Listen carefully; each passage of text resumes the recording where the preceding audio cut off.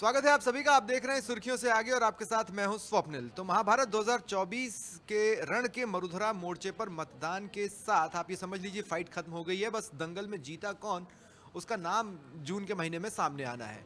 लेकिन अब देश भर की पॉलिटिकल हलचलों पर निगाहें टिकी हैं और सबसे बड़ी पहेली जो कि कांग्रेस के लिए बनी हुई थी वो थी अमेठी और रायबरेली।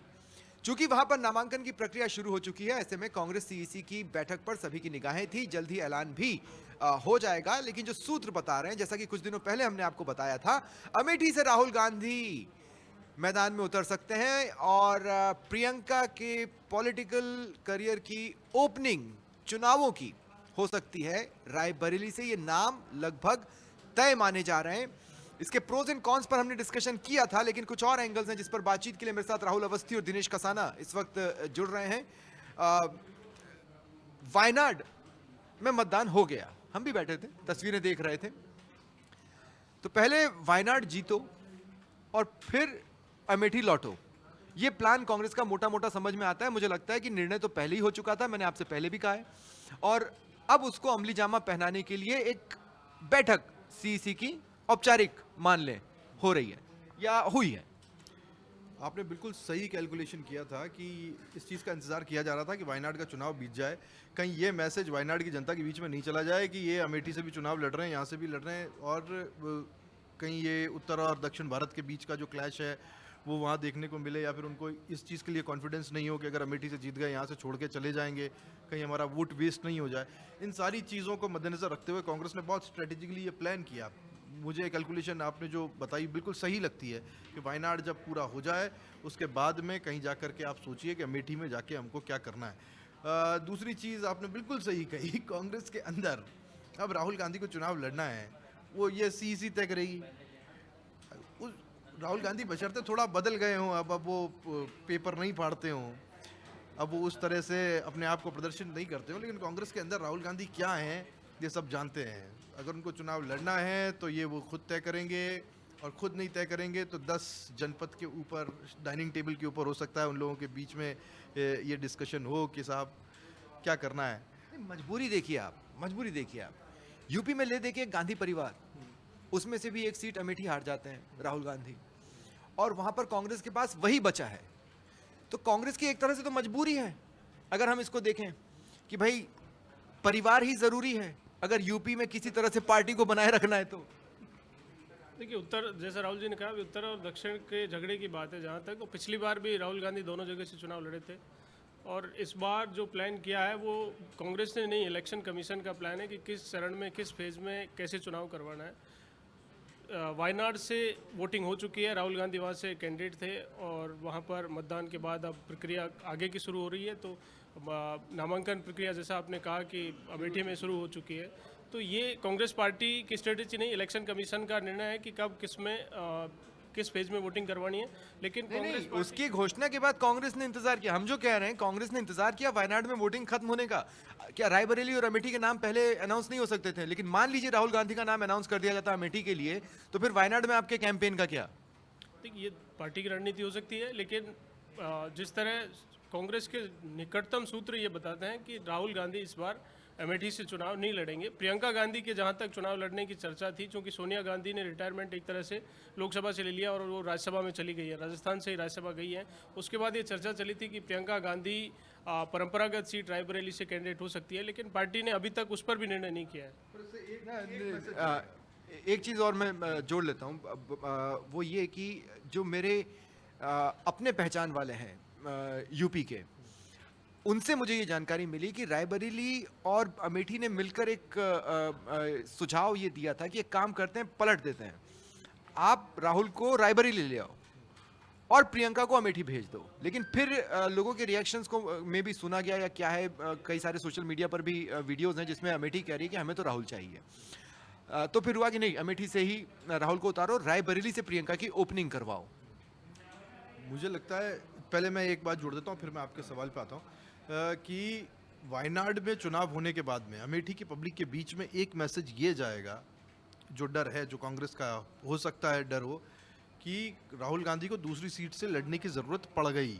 अभी तक जो वायनाड के लोगों के दिमाग में जो बात नहीं जाए उससे बचने के लिए कांग्रेस ने पहले घोषणा अगर राहुल गांधी की नहीं की, और अगर मैं और आप सही सोच रहे हैं, तो अब अमेठी के लोग वही सोचेंगे जो वायनाड के लोग सोच रहे लेकिन होंगे। 5 सालों में किसकी स्मृति में कौन है ये भी तो देखना होगा। ये देखना होगा। आपने एक चीज सही की, एक चीज सही कही कि हो सकता है दोनों चेंज करने की कोशिश करें, लेकिन वो चेंज होना पॉसिबल नहीं है।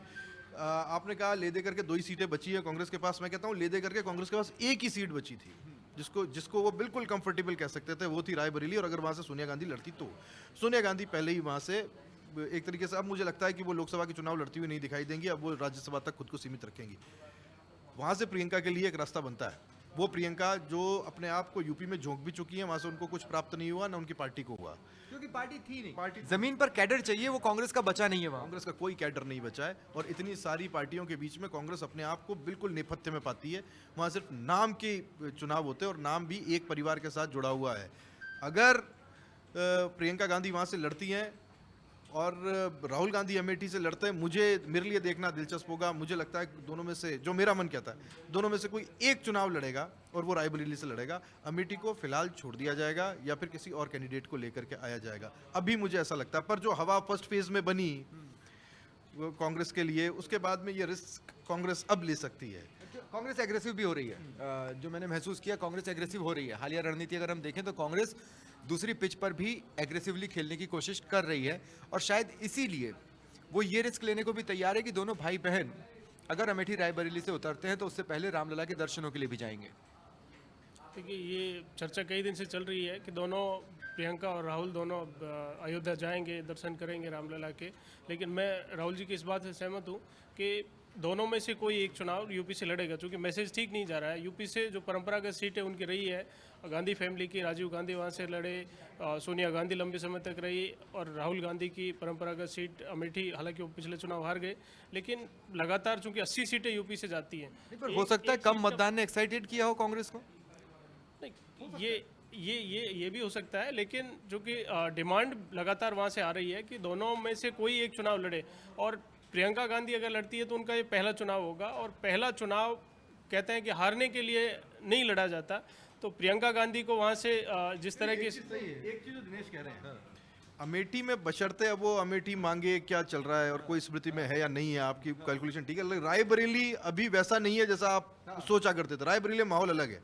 रायबरेली में आप प्रियंका के साथ में रिस्क लेंगे। बहुत सही कह रहे हैं दिनेश कि वेदर इस कंडीशन में रायबरेली के साथ में कांग्रेस वो रिस्क लेना चाहेगी प्रियंका के नाम पे। क्यों नहीं लेना चाहेगी? मैं आपसे ये बोल रहा हूँ कि लंबे समय तक राहुल गांधी और सोनिया गांधी तो प्रचार में बिजी रहते थे, प्रियंका पहले सिर्फ रायबरेली और अमेठी में बिजी थी, और दोनों के बिहाफ पर वही प्रचार कर रही होती थी, तो उनका भी एक लोकल कनेक्ट तो है इलाकों में। आपका कहना वहां सही है, अगर प्रियंका इस बात को लेकर के 110% श्योर हो कि मैं जीतने वाली हूं।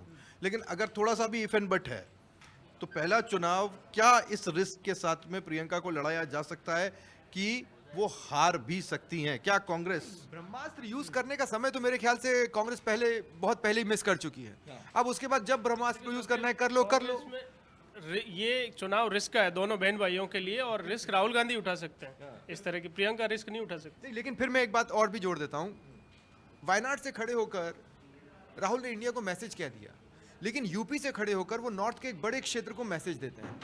अगर वो वहां से जीतते हैं तो वायनाड से जीतने के बाद उन्होंने कौन सा एक larger message throughout India पास किया, लेकिन यूपी से खड़े होने वाली हर एक शख्सियत एक लार्जर एक्सटेंट पर एक बड़ा मैसेज देती है। मैसेज ये है साहब, अगर वो अमेठी से खड़ा होते हैं, सबसे पहला मैसेज ये जाएगा वायनाड से वो अपने आप को असुरक्षित मान रहे हैं, इसलिए वो अमेठी से चुनाव लड़ रहे हैं।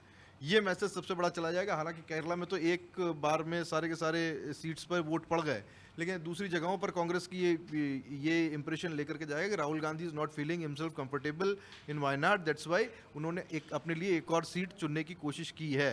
ये पहली बार इस चुनाव में आकर हम उस स्टेज पर हैं जब हमें ये मानना पड़ेगा कि पिछले 10 सालों में कांग्रेस की स्ट्रेटजी बनाने वाले लोगों ने एक सही चीज इस चुनाव में की कि वो किसी एक नैरेटिव को सेट कर पाए, जिसका जवाब प्रधानमंत्री मोदी और अमित शाह को भी देना पड़ा।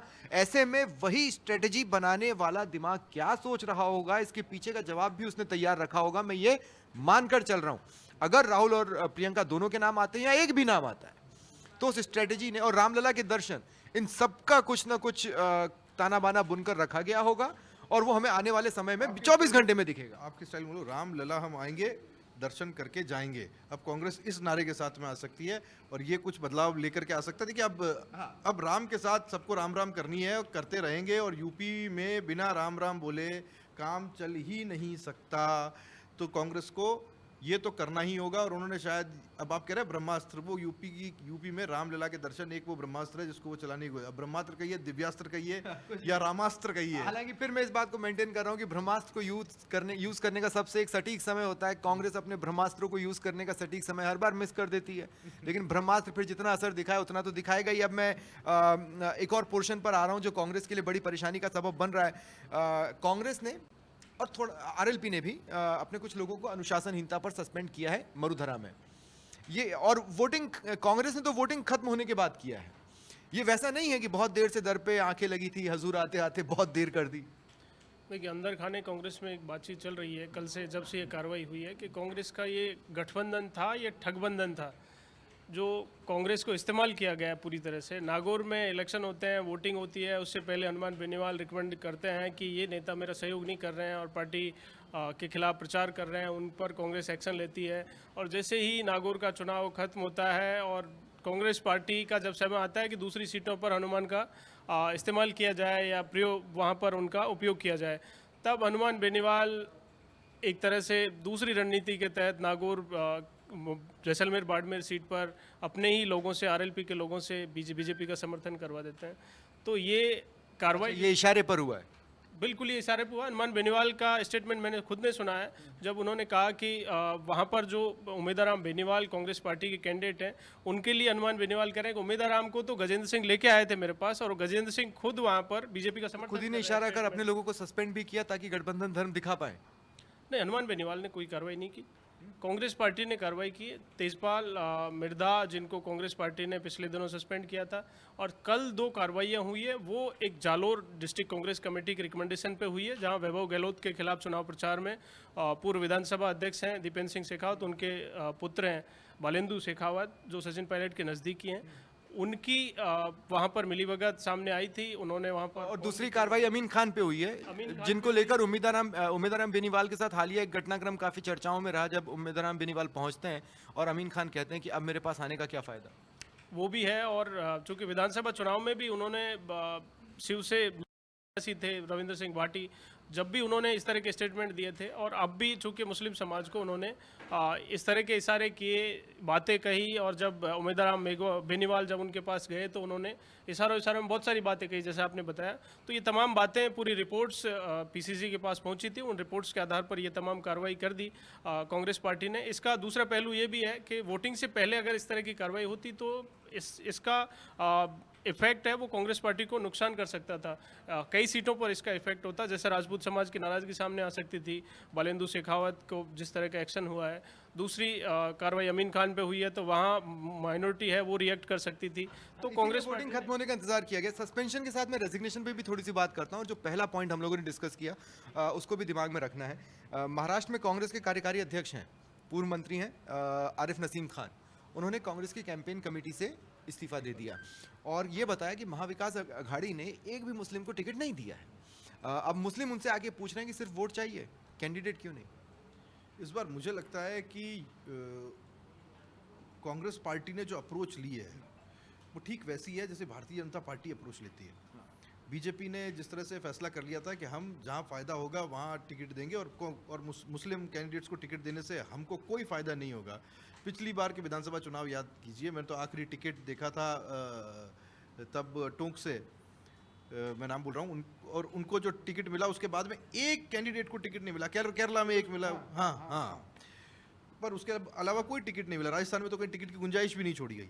तो बीजेपी ने एक स्ट्रिक्ट लाइन ली, कांग्रेस ने भी यहाँ जिताऊ समझने महत्वपूर्ण समझे। ये स्ट्रेटेजी कहती है कि साहब जब तक जिताऊ कैंडिडेट नहीं है, चाहे वो मुस्लिम क्यों ना हो, हम केवल खुश करने के लिए वोट नहीं देंगे। और वो इस बात को जानते हैं कि मुस्लिम कहीं और वोट डालेंगे नहीं, भारतीय जनता पार्टी को तो कम से कम वोट डालेंगे नहीं, इसलिए हम यहाँ पे कंफर्टेबल हो सकते हैं, इनको नहीं दो और जो हिंदू वोट है उसको तोड़ने की कोशिश करो।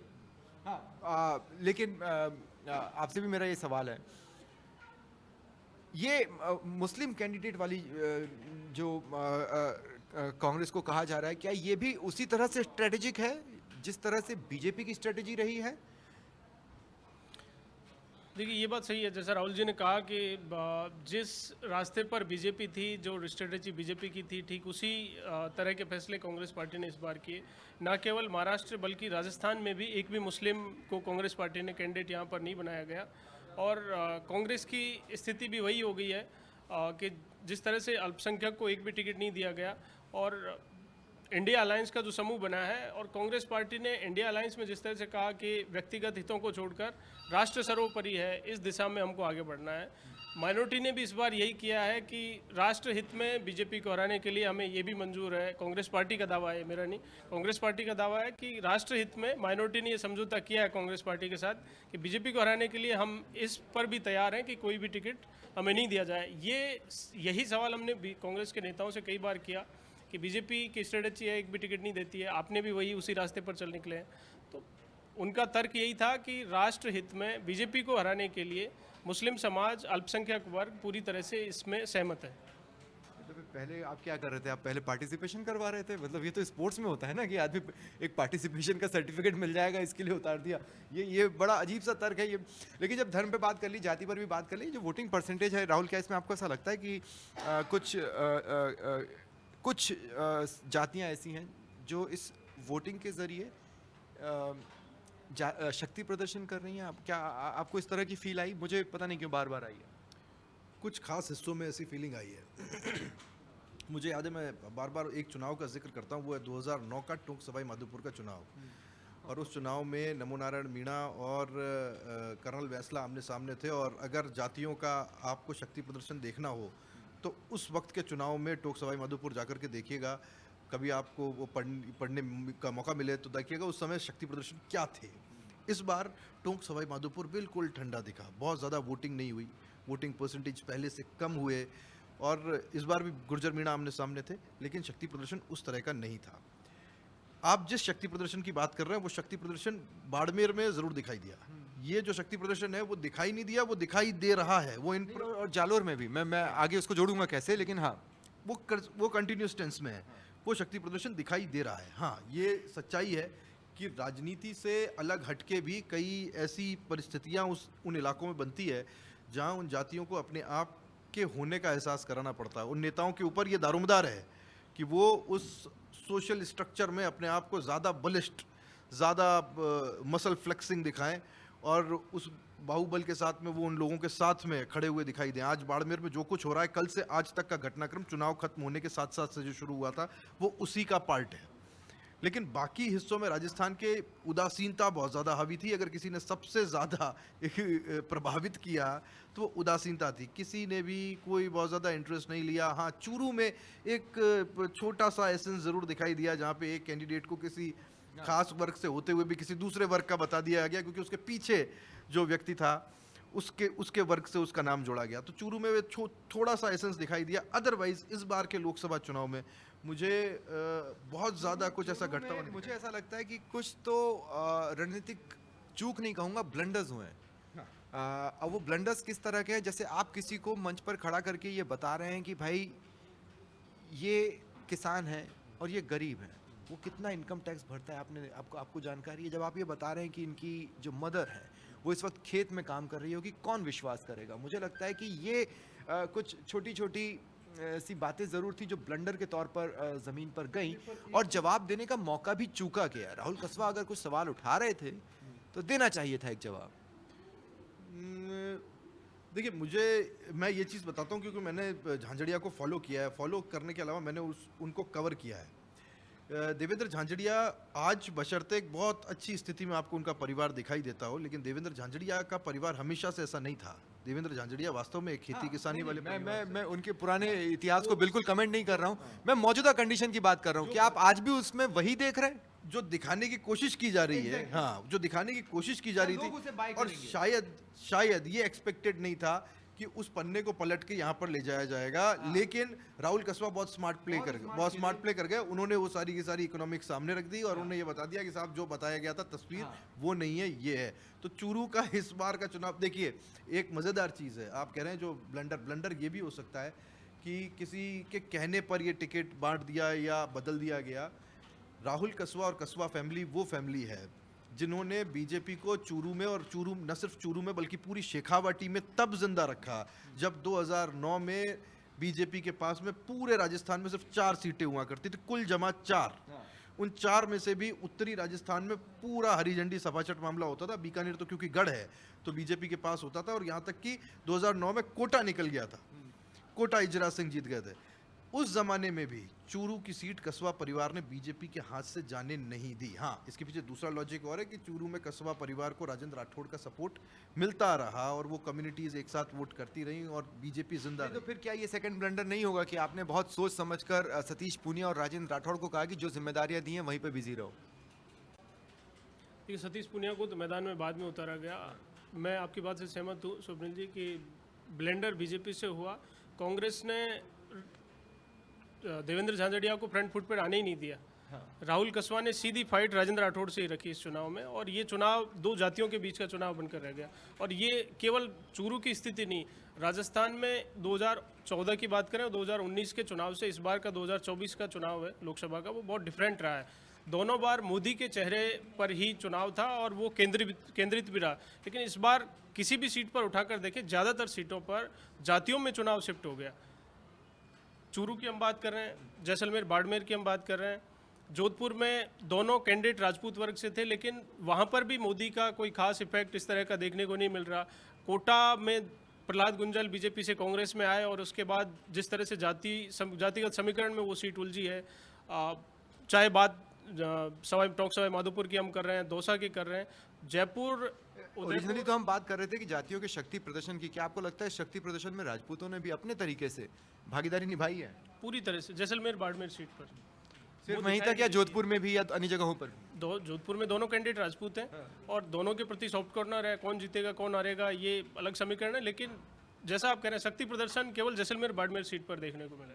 एक और चीज़ है, आप कह रहे हैं ना कि कई बार शांति भी एक प्रदर्शन का हिस्सा होती है।